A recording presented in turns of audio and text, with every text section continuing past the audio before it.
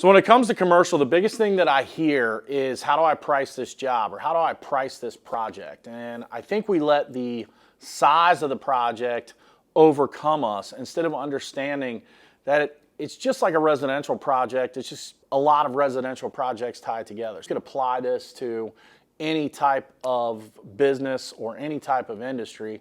But with exterior cleaning, I know that a 2,000 square foot house takes me about an hour to an hour and a half to complete that service.